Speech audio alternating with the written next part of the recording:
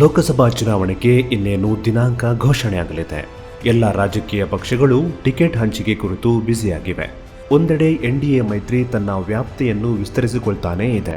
ಆದರೆ ಭಾರಿ ಜೋಶ್ನೊಂದಿಗೆ ಶುರುವಾದ ಪ್ರತಿಪಕ್ಷಗಳ ಇಂಡಿ ಮೈತ್ರಿ ಮಾತ್ರ ದಿನೇ ದಿನೇ ಕುಸಿಯುತ್ತಲೇ ಇದೆ.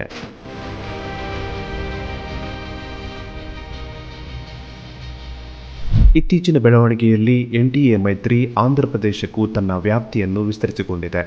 ಚಂದ್ರಬಾಬು ನಾಯ್ಡು ಅವರ ತೆಲುಗು ದೇಶಂ, ಚಿತ್ರನಟ ಪವನ್ ಕಲ್ಯಾಣ್ ಅವರ ಜನಸೇನಾದೊಂದಿಗೆ ಮೈತ್ರಿಯನ್ನು ಕುದುರಿಸಿಕೊಂಡಿದೆ. ಸೀಟು ಹಂಚಿಕೆಯು ಹೆಚ್ಚು ಕಡಿಮೆ ಮುಗಿದು ಹೋದಂತಿದೆ.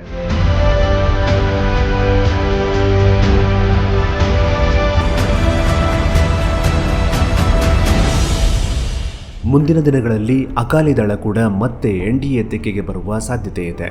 ತಮಿಳುನಾಡಿನಲ್ಲಿ ಅಣ್ಣಾ ಡಿಎಂಕೆ ಸಹ ಚುನಾವಣೆಗೂ ಮುನ್ನ ಅಲ್ಲದಿದ್ದರೂ ಚುನಾವಣೆ ನಂತರವಾದರೂ ಎನ್ಡಿಎ ಸರ್ಕಾರಕ್ಕೆ ಬಲ ನೀಡುವುದನ್ನು ತಳ್ಳಿಹಾಕುವಂತಿಲ್ಲ. ಒಟ್ಟಾರೆ ಎನ್ಡಿಎ ಮೈತ್ರಿ ಬೆಳೆಯುತ್ತಲೇ ಇದೆ ಅನ್ನೋದಂತೂ ಸತ್ಯ. ಇತ್ತ ಕಾಂಗ್ರೆಸ್ ಮಾಡಿಕೊಂಡಿರುವ ಇಂಡಿ ಮೈತ್ರಿಯ ಕತೆ ಇದಕ್ಕೆ ತದ್ವಿರುದ್ಧವಾಗಿದೆ. ಮೈತ್ರಿ ಪಕ್ಷಗಳ ಹಾಗೂ ತಮ್ಮದೇ ಪಕ್ಷದ ಪ್ರಭಾವಿ ನಾಯಕರ ವಿಶ್ವಾಸ ಗಳಿಸುವಲ್ಲಿ ಕಾಂಗ್ರೆಸ್ ಹೈಕಮಾಂಡ್ ವಿಫಲವಾಗುತ್ತಿರುವುದು ಸ್ಪಷ್ಟವಾಗಿ ಗೋಚರಿಸ್ತಾ ಇದೆ. ಇದು ಇಂಡಿ ಮೈತ್ರಿಯ ಅಧಪತನಕ್ಕೆ ಕಾರಣವಾಗ್ತಾ ಇದೆ.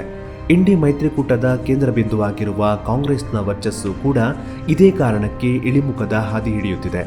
ಪ್ರಮುಖ ರಾಜ್ಯಗಳಲ್ಲಿ ಕಾಂಗ್ರೆಸ್ನ ಆಪ್ತ ಪಕ್ಷಗಳು, ಹಿರಿಯ ಹಾಗೂ ಪ್ರಬಲ ನಾಯಕರು ಕೂಡ ಕಾಂಗ್ರೆಸ್ನಿಂದ ದೂರವಾಗುತ್ತಿರುವುದು ಆ ಪಕ್ಷದ ಶಕ್ತಿ ಹಾಗೂ ಮೈತ್ರಿ ಬಲ ಕುಂದುವಂತಾಗುತ್ತಿದೆ. ಕೇರಳದಲ್ಲಿ ಕಮ್ಯುನಿಸ್ಟ್ ಪಕ್ಷ ಕಾಂಗ್ರೆಸ್ ವಿರುದ್ಧ ತೊಡೆತಟ್ಟಿ ನಿಂತಿದೆ. ಕೇರಳ ಮಾಜಿ ಸಿಎಂ ಕರುಣಾಕರನ್ ಪುತ್ರಿ ಕಾಂಗ್ರೆಸ್ ತೊರೆದು ಬಿಜೆಪಿ ಸೇರಿದ್ದಾರೆ. ಸ್ವತಃ ರಾಹುಲ್ ಗಾಂಧಿ ಕೇರಳದ ವಯನಾಡಿನಿಂದ ಸ್ಪರ್ಧಿಸಿರುವುದಕ್ಕೆ ಸಿಪಿಐ ಪಕ್ಷದ ಡಿ ರಾಜಾ ತೀವ್ರ ಆಕ್ಷೇಪ ವ್ಯಕ್ತಪಡಿಸಿದ್ದಾರೆ. ಕಾಂಗ್ರೆಸ್ ಹಾಗೂ ಎಡರಂಗ ಈ ಇಬ್ಬರಲ್ಲಿ ಯಾರು ಗೆದ್ದರೂ ಒಂದೇ. ಆದರೆ ಇಬ್ಬರ ಜಗಳದಲ್ಲಿ ಈ ಬಾರಿ ಕೇರಳದಲ್ಲಿ ಖಾತೆ ತೆರೆಯಲು ಬಿಜೆಪಿ ಹರಸಾಹಸ ನಡೆಸಿದೆ ಅನ್ನೋದಂತೂ ಸತ್ಯ.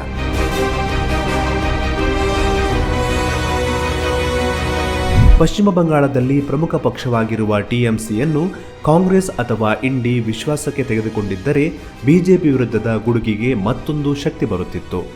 ಉತ್ತರ ಪ್ರದೇಶದಲ್ಲಿ ಚರಣ್ ಸಿಂಗ್ ಅವರ ಚೌಧರಿ ಜಯಂತ್ ಸಿಂಗ್ ಇಂಡಿ ಮೈತ್ರಿಯಿಂದ ಎನ್ಡಿಎ ತೆಕ್ಕೆಗೆ ಬಂದಿದ್ದಾರೆ.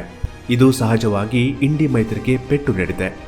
ಒಂದೊಂದಾಗಿ ಹೊರಬರುತ್ತಿರುವ ಚುನಾವಣಾ ಸಮೀಕ್ಷೆಗಳು ಕೂಡ ಇದನ್ನೇ ಸಾಬೀತುಪಡಿಸುತ್ತಿವೆ. ಇದಕ್ಕೆ ಇತ್ತೀಚಿನ ಸೇರ್ಪಡೆ ಟೈಮ್ಸ್ ನೌ ಇಟಿಜಿ ಸಮೀಕ್ಷೆ.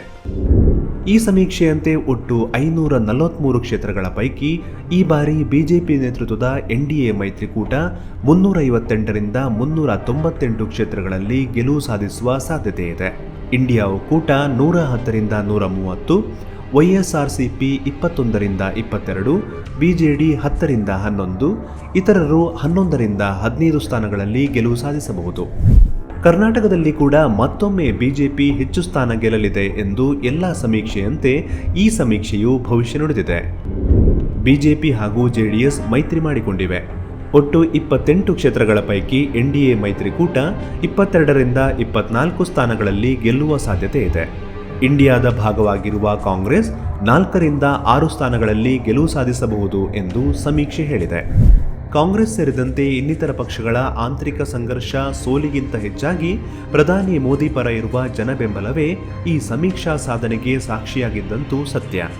ಒಟ್ಟಾರೆ ಚುನಾವಣೆಯ ಹೊಸ್ತಿಲಲ್ಲಿ ನಿಂತಿರುವ ಭಾರತದಲ್ಲಿ ಎನ್ಡಿಎ ಬೆಳೆಯುತ್ತಲೇ ಇದೆ, ಇಂಡಿ ಮೈತ್ರಿ ಕುಸಿಯುತ್ತಲೇ ಇದೆ ಅನ್ನೋದು ಪದೇ ಪದೇ ಸಾಬೀತಾಗುತ್ತಲೇ ಇದೆ.